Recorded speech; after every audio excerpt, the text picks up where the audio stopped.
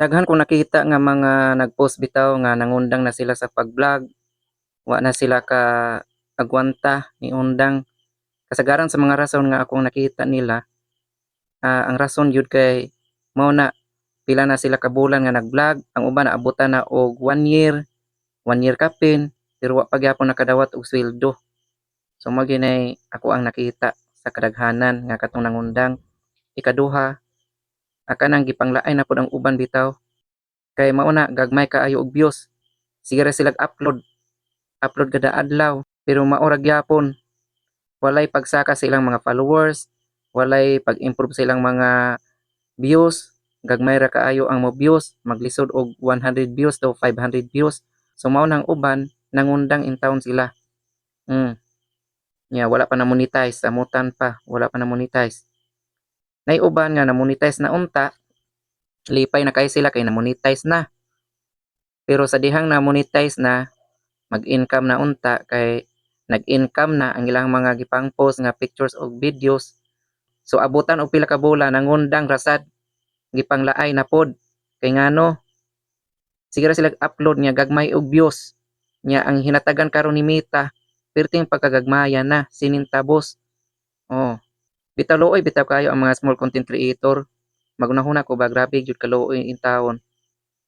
Oh, kami gani nga mga big content creator daghan mi og views, ubay-ubay og views kada upload namo pero muna-muna po na namo nga tigom kay sinintabos naman ang ihatag ni Meta.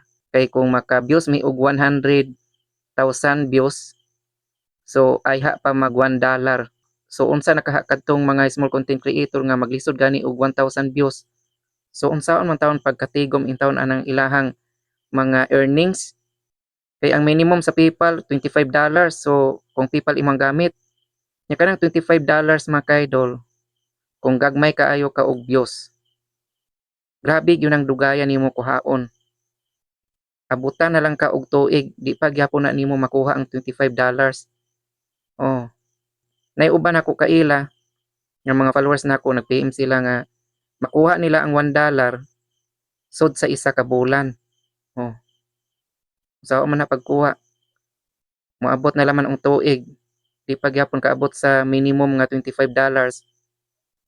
Grabe jud kalooy.